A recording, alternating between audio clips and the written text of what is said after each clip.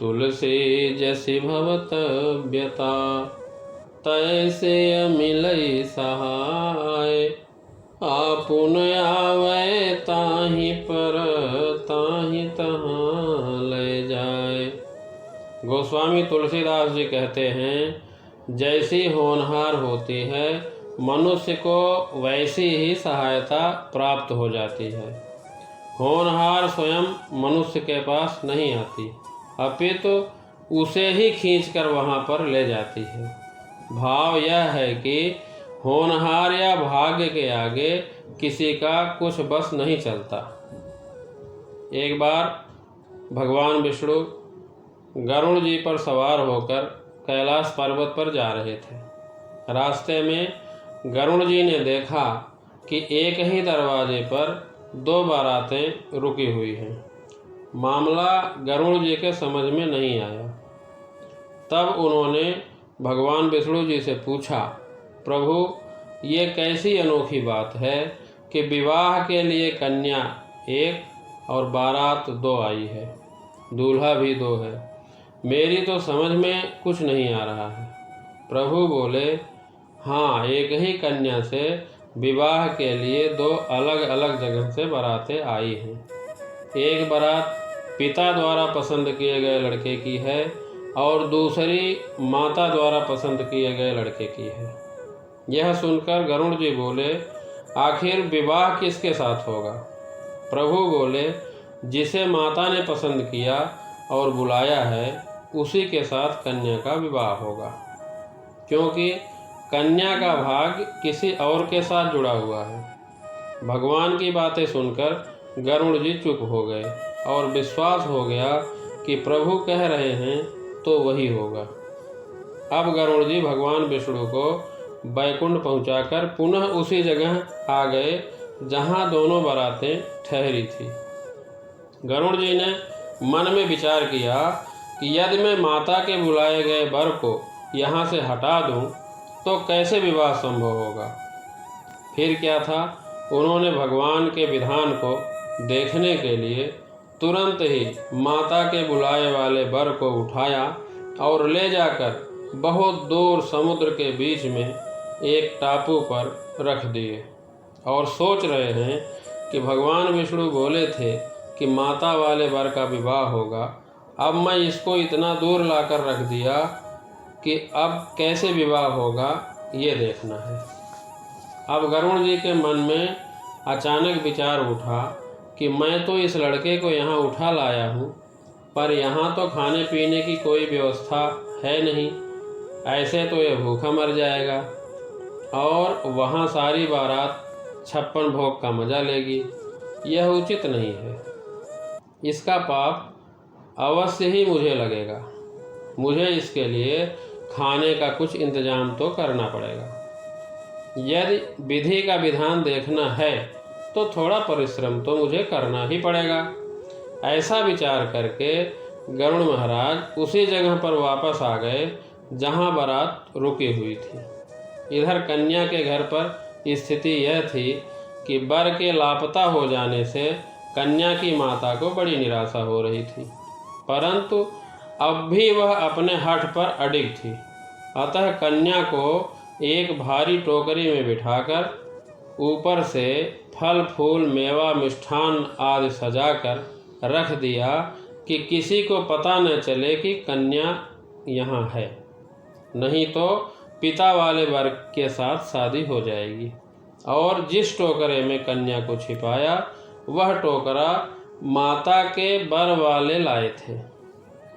माता को कन्या उसी टोकरे में छिपाने का मकसद यह था कि जब वर नहीं मिल रहा है तो ये लोग अपना टोकरी वापस ले जाएंगे, तो टोकरी जब इनके घर पहुंचेगी तो उसमें कन्या मिलेगी, तो ये लोग वर को ढूंढकर वहीं शादी कर देंगे।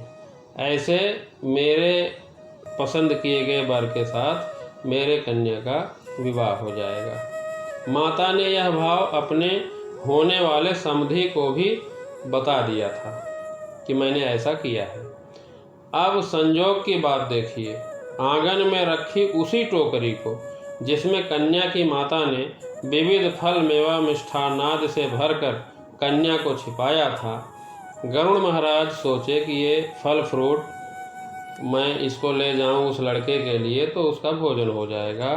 ऐसा सोचकर उन्होंने भरा टोकरे को भरा देखकर उठाया और ले उड़े, इसलिए कि इसमें भोजन सामग्री है, उस वर को खाने के लिए ठीक रहेगा, जिसको समुद्र के टापू पर रखाया हूँ। उस टोकरे को गरुड़ महाराज ले जाकर वर के सामने रख दिया और बोले, भूखे होगे, ये तुम्हारे लिए लाया हूँ, खा लो। इधर भूख के मारे व्याकुल हो रहे वर ने जो ही अपने सामने भोजन सामग्री से भरी टोकरी को देखा तो उसने टोकरे से जैसे ही फल आदि सामग्री निकालना शुरू किया तो देखा कि उसमें 16 श्रृंगार किए वही युवती बैठी है जिससे कि उसका विवाह होना था। गरुड़ जी यह सब देखकर दंग रह गए और उन्हें निश्चय हो गया कि हर इच्छा बलवान, राम कीन चाहे सोई होई, करे अन्यथा अस नहीं कोई। उसके बाद शुभ मुहूर्त विचार कर स्वयं गरुड़ महाराज ने पुरोहित बने और वेद मंत्रों से विधि पूर्वक विवाह कार्य संपन्न कराकर वर वधू को आशीर्वाद दिया और उन्हें पुनः उनके घर पहुंचाया।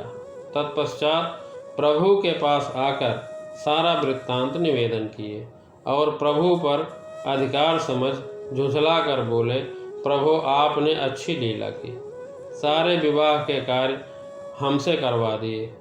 भगवान गरुड़ जी की बातों को सुनकर मंद मंद मुस्करा रहे थे, इसलिए बाबा तुलसीदास जी ठीक लिखे हैं, जैसी हो भवतव्यता तैसे ही मिले सहाय, आप उन्हें आवे ताहि पर ताहि तहाँ ले जाए। गरुड़ महाराज की दूसरी कथा। एक बार की बात है, भगवान विष्णु गरुड़ पर बैठकर भगवान शिव से मिलने कैलाश पर्वत पर गए। भगवान विष्णु द्वार पर गरुड़ को छोड़कर खुद शिव जी से मिलने अंदर चले गए। गरुड़ महाराज बाहर खड़े खड़े कैलाश की प्राकृतिक शोभा देखकर मंत्रमुग्ध थे कि तभी उनकी नज़र एक खूबसूरत छोटी सी चिड़िया पर पड़ी।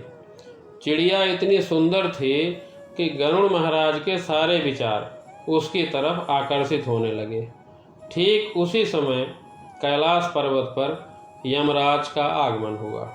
उन्हें भी भगवान शिव से मिलना था, लेकिन अंदर जाने से पहले उन्होंने उस छोटी सी चिड़िया को आश्चर्य की दृष्टि से देखा और मुस्कराए। गरुड़ महाराज समझ गए कि उस चिड़िया का अंत निकट है। यमराज कैलाश से बाहर आते ही उसे अपने साथ यमलोक ले जाएंगे। गरुड़ महाराज को उस चिड़िया पर दया आ गई। इतनी छोटी और सुंदर चिड़िया अभी काल को ग्रसित हो जाएगी। गरुड़ महाराज चिड़िया को मरता हुआ नहीं देख सकते थे।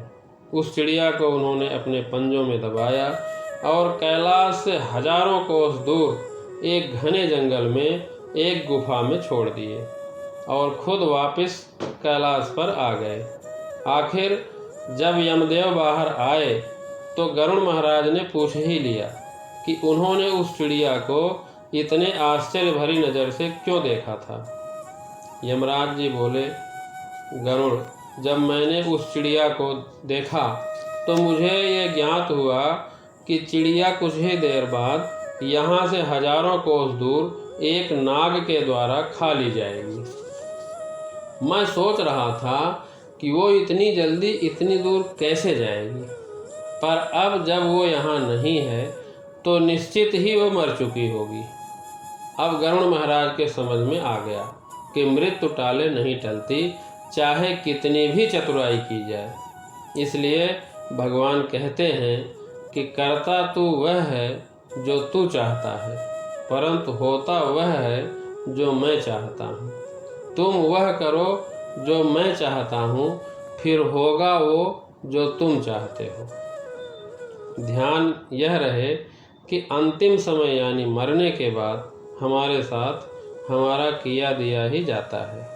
जैसे हमारे कर्म रहेंगे वैसी ही गति मिलेगी। इसलिए गोस्वामी जी लिखते हैं, तुलसी भरोसे राम के निर्भय हो के सोए, अनहोनी होनी नहीं, होनी हो सो होए। अर्थात ईश्वर पर भरोसा करिए और बिना किसी भय के चैन की नींद सोइए। कोई अनहोनी नहीं होने वाली, और यदि कुछ अनिष्ट होना ही है तो वो होकर रहेगा, उसको कोई रोक नहीं सकता। इसलिए व्यर्थ की चिंता छोड़कर अपना कार्य करिए, भगवान का नाम लेते रहिए। धन्यवाद। ईश्वर आप सभी का मंगल करें।